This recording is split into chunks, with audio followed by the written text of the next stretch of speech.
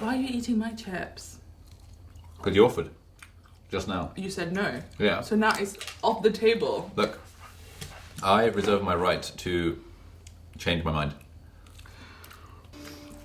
Hello and welcome back to Work Wednesday. I'm Sheen and this is Ali. Hi. So today, what are we talking about, Ali? You said you want to talk about male and female friendships. Okay. Do you have friends? I have friends. Okay. Do you have male and female friends? It depends who's asking, but yes. What do you mean depends on who's asking? You know, if like...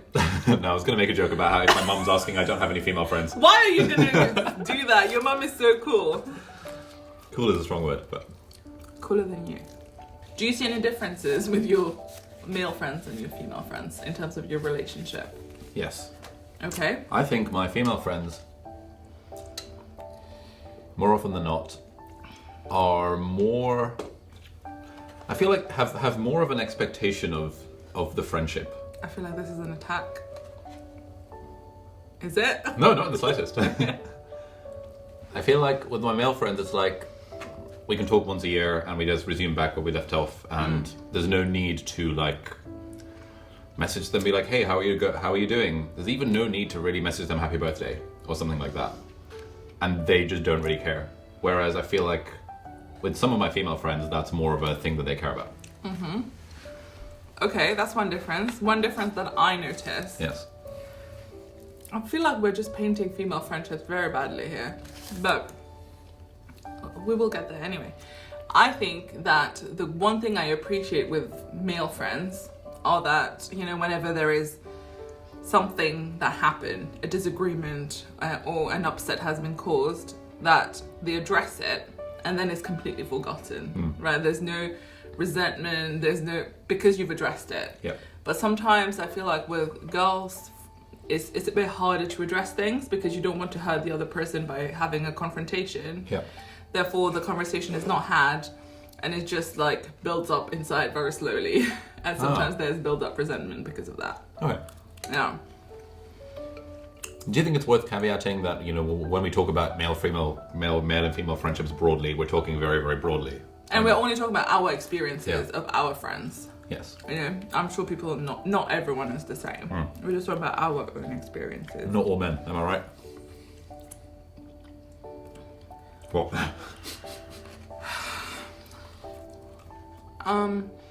Okay, but also the difference is that I feel like with girlfriends, you can have very, very in-depth relationship. It's very intimate, and we are very involved in each other's lives. So, which is why it's not just about caring about things that they care, but you genuinely care about that thing too because of how involved you are in their life. You know? For example? For example, okay, I'm gonna go with a very self-involved example. Please. It's your channel after all. Yeah. You can do what you want. Exactly. For example, when I finished my PhD, like, you were there, right? A lot of my friends were calling and they were sending presents and they get emotional talking to me about me finishing my PhD. Your friends were crying on FaceTime because you'd finished your PhD. I was baffled. I was like, how the hell? How did that happen? So it's not just a big moment for me that they're happy for me and taking part in that big moment. They actually feel the same things I feel. Yeah. Because we are kind of so intimately tied into our lives, right? Okay. And that's why I think that's what I mean by they care about the things you care about, not because they care about you only, but because they generally come to care about those things for you. Okay. Yeah. Yeah, like I cannot imagine when I graduated university anyone being in tears other than like my mum. Even she wasn't, I don't think. I think my grandma might have been. But like this thing about being like genuinely happy for someone. Like, what does that mean? It's when you think about it, like, what does it mean for you to be happy for yourself? I don't really know. I'm very rarely happy for myself. Okay, you're weird. Okay. Do you ever feel happiness? I feel happiness, yeah, when I'm playing an arena match in World of Warcraft. Okay, how does that feel? That feels like, it feels exhilarating, it feels like I'm in the flow state, it feels like I'm poning those noobs, it feels like I'm like, you know, I'm like in sync with my partner, who we're on Discord together. It feels like I'm like, right, I'm going to use a hammer of justice, and then I'm going to follow it up with a repentance. Okay, we don't and he's care like, about all right, the I'm going to follow it up with an intimidating shout. That feels so good. Okay. That's the closest I come to true happiness. Okay, but like on a higher level, what does that mean? Like, is it just because you're doing something that you like doing? Yeah. That's making you happy? Yeah. Okay, that's what it is, right? At the root. Yeah. Okay. Well, it's the same thing, like, I don't know why you're so weird. Honestly, like, when your video does well, when a video is 1 out of 10. Yeah. Okay? Yeah. Right? You're happy then? Yeah, it's a minor feeling of like, oh, that's nice. Exactly. Yeah. So you're happy about things happening that, you know, brings you happiness. Yes. Very profound. Yeah, indeed. But yeah, it's the same thing about other people as well. When you know that they're having that feeling, that you recognize that they're happy about it. Okay. But like, then you're happy for them. Like, I'd be happy if a celebrity messaged you on Instagram, but I wouldn't cry about it. But a celebrity messaging me on Instagram is not the same thing as me finishing a PhD. But I'd be happy that you finished your PhD. I'd be happy that you passed your Viva, but I wouldn't cry about it. Yeah, but okay. So, okay. Like, what's going on there? Okay, because during my 4 years of my PhD, I saw you, 5 times? Okay, maybe 6. Somewhere between 5 and 10. Okay. Yeah. Yeah, so, and every time we would meet, we would just catch up on the high level, right? So you didn't know the nitty gritty of my days, and like when I was feeling sad about things, or things were not going very well, or things were going very, very well, you didn't know all of those details, right? Yes. But like my female friends who, the people who were crying, let's not shame them on camera. Right. So they were probably, because they've known all of this, I will complain to them about little things that go wrong. I will be excited about little things that go well with them. So they've been part of the journey as much as I have been. Okay. You know? Do you have any male friends who cried when you passed your PhD? I mean, yes. Really? Yes. Okay.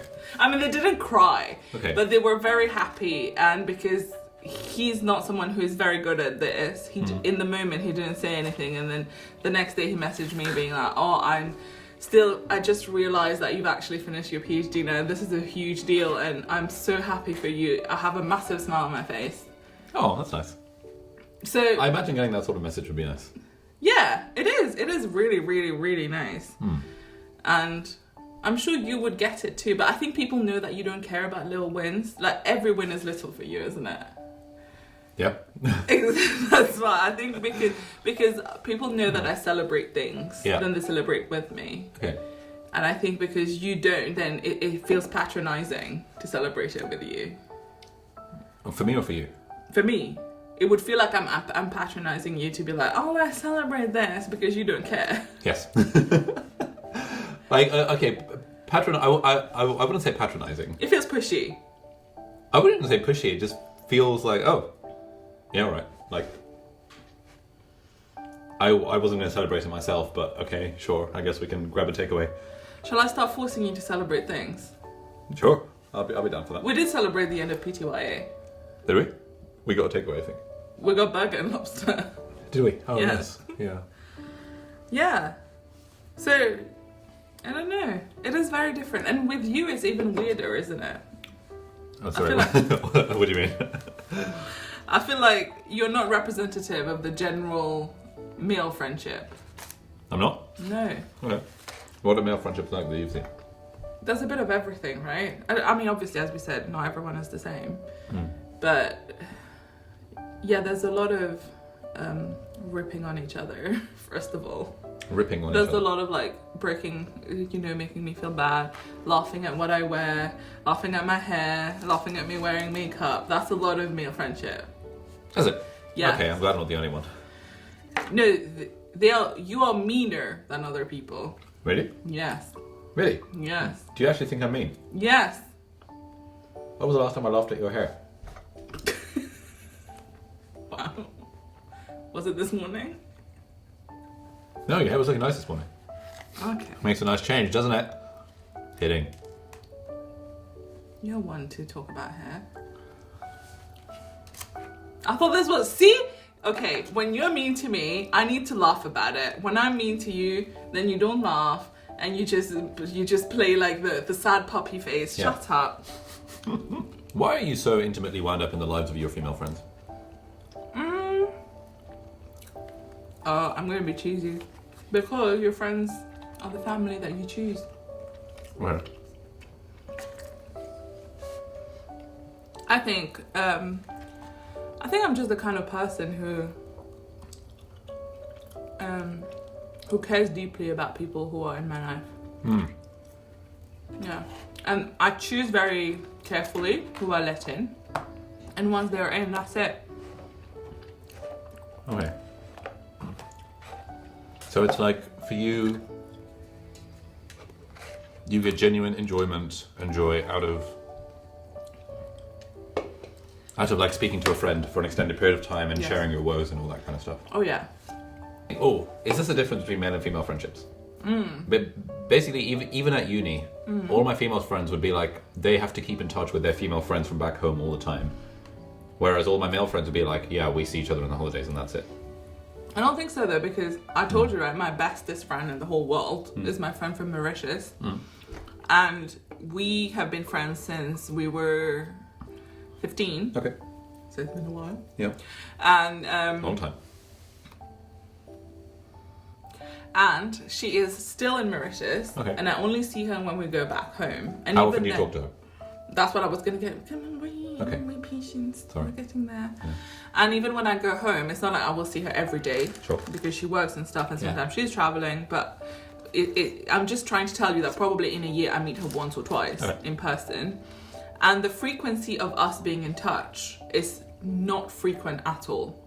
Probably once a month. So you talk to her once a month? Probably text. Talk on the phone. So you text her once a month? Yeah. How often do you talk on the phone? Very rarely, if there's an occasion. Okay. Yeah, because of the time difference. She's a very busy person. Okay, She works all cool. the time. We don't talk that often. Fine. It's usually if I'm like, hello, I need to talk. Okay. Then she'll call me. Okay. But we don't necessarily do that. Yeah. And That sounds pretty good. yeah, so we don't have any expectation of you need to be messaging me all the time. Okay.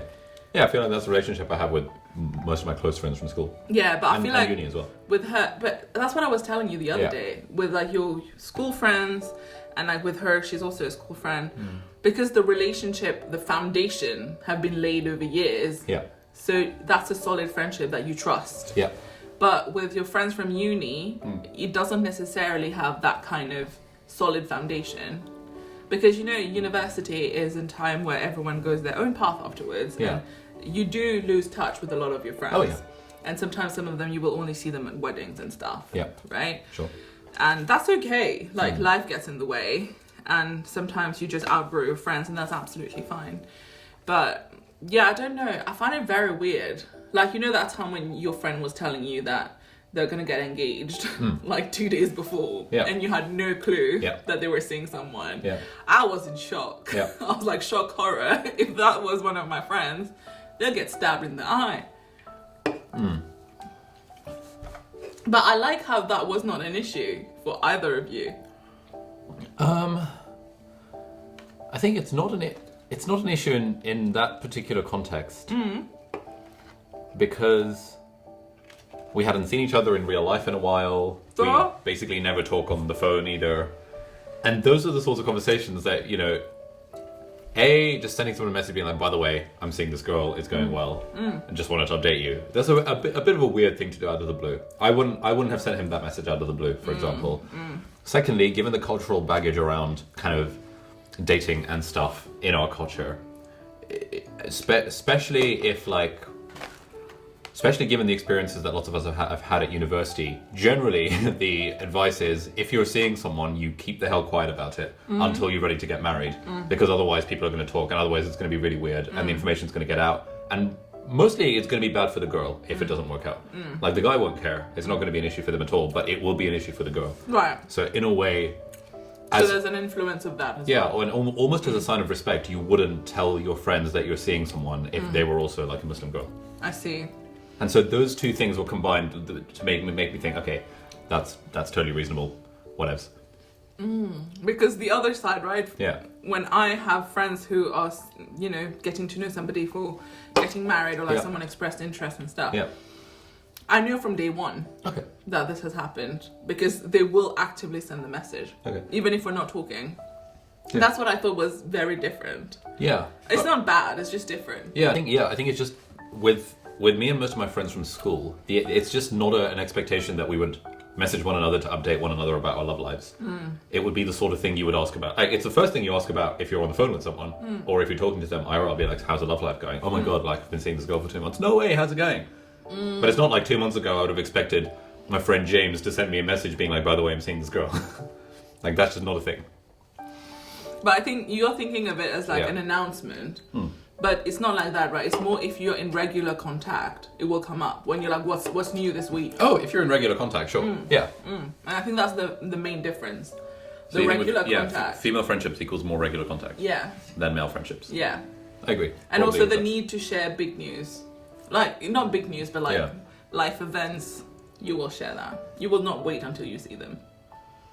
Okay, so you'd message someone and just be like, "By the way, just wanted to update you. Yeah.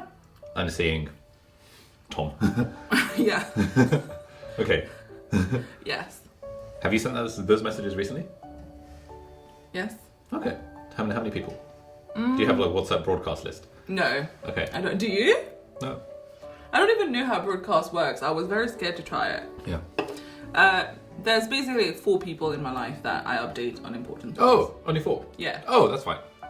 What, did you think it was like a group of 20 people? I mean, I've got like a group of like, I don't know, 15 people who I'm like, well, when you're describing this, I'm thinking of like my 10 close friends from school and like my 5 to 10 close friends from uni and thinking there's no way I'd send a broadcast updating these people about my love life. No, it's not everyone. It's just these people who are like the closest to my life. Okay. And it's usually because you care about their opinion as well. Yeah. So then you would want them to be involved so that you can, use them as a, what is it called? A duck? Sounding board. A duck. A duck. A plastic duck. Rubber duck? Rubber duck. What does that mean?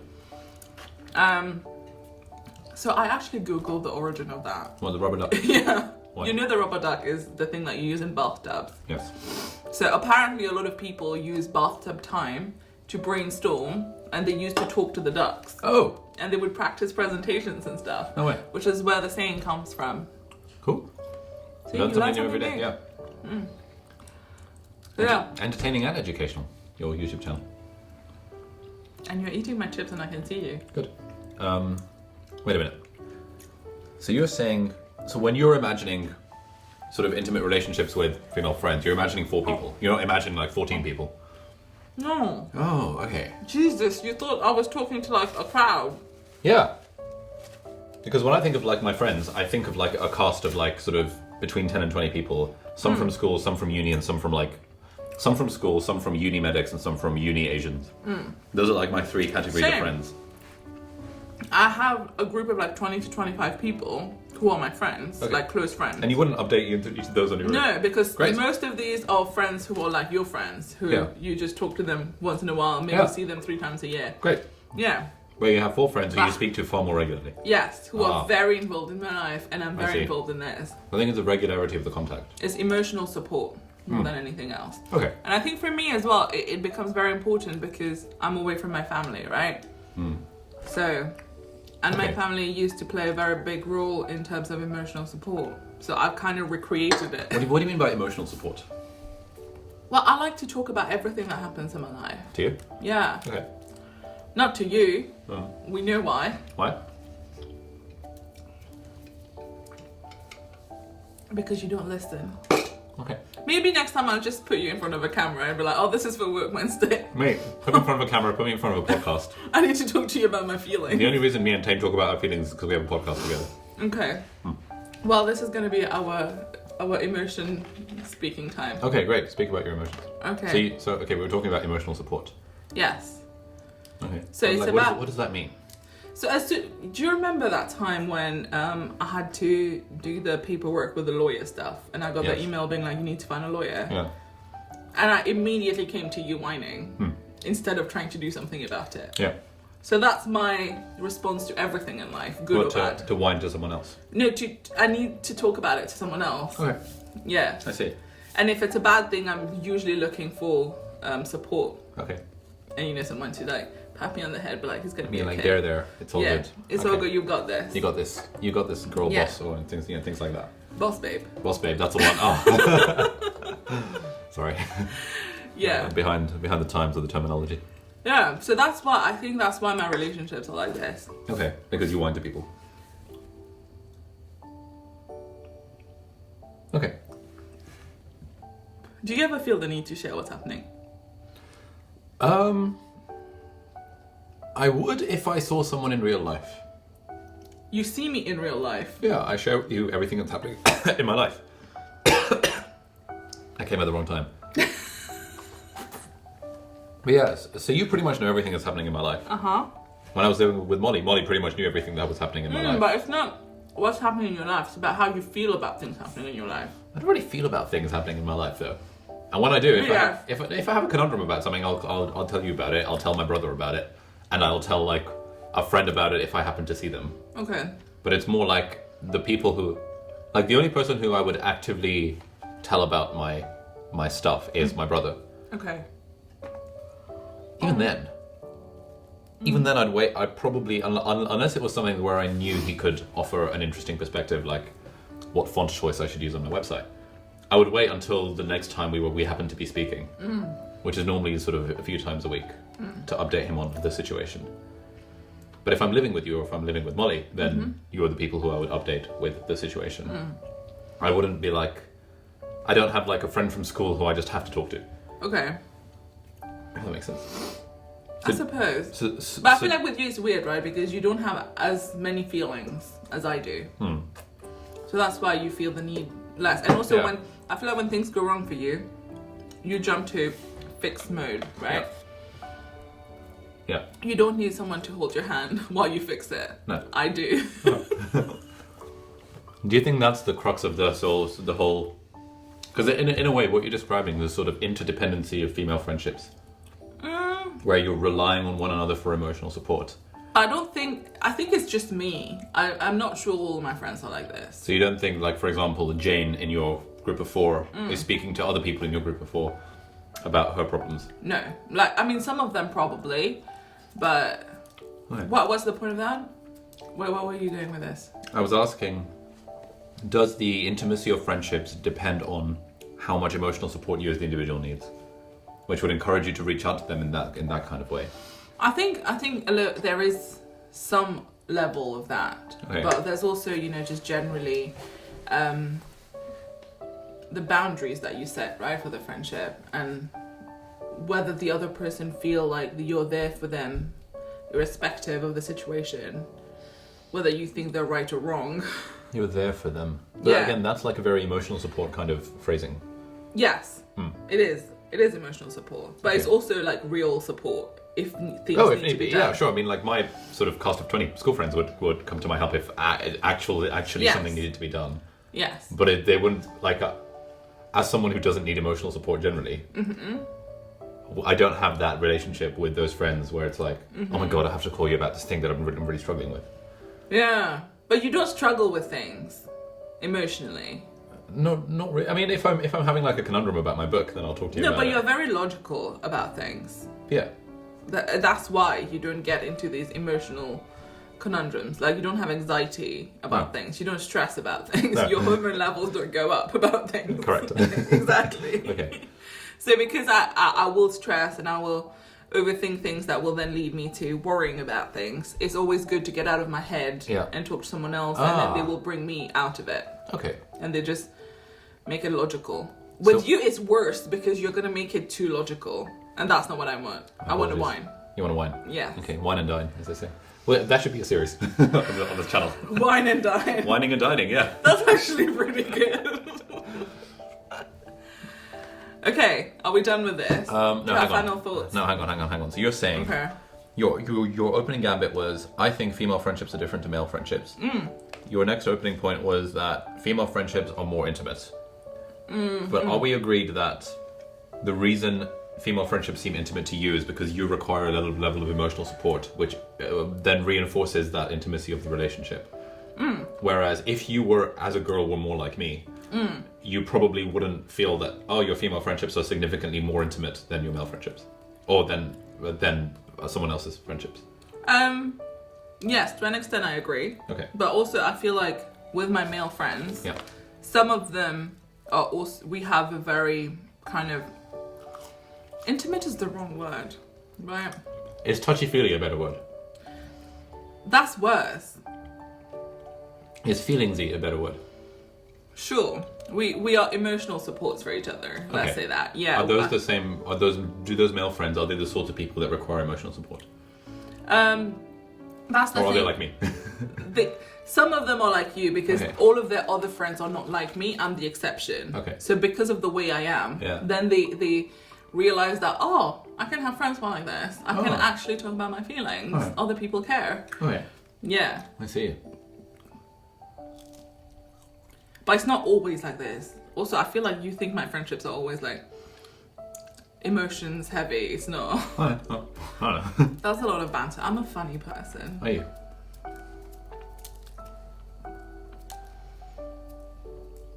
I will punch you. So are we done? Are we? It's your channel. Do you have any final thoughts? Mm. I have a final question. Mm. Who's your best friend? I don't do best friends. Who's your best friend? You're my best friend. There we go. That was not forced at all. I had my fingers crossed under the table. No one can see that. No one cares. At least that on camera. That's all that matters. Who's your best friend? Yeah. In Cambridge, you're my best friend at the moment. Well, That was very reductive. I am your best friend. that's not what I asked. Of course you're my best friend. There we go. Gosh, mine was more sincere than yours. Sincerity is not the aim of the game here. What is? Banter. Great. Well, this is the friendship that I have. So I'm very lucky. You are very lucky to have me. You're welcome. I bring banter, I bring humor, I bring beauty. What do you bring? The can is empty if you haven't realised after picking it up 20 times. Look, it's like when you open the fridge and you know there's nothing in the fridge. Okay, cool. I think we should just end this now. We'll see you in next week's Woke Wednesday. Or Wine and Dine. Yeah, this wasn't a particularly woke Wednesday. It wasn't. Thank you for joining us in Wine and Dine. We'll catch us next time. Bye. Bye.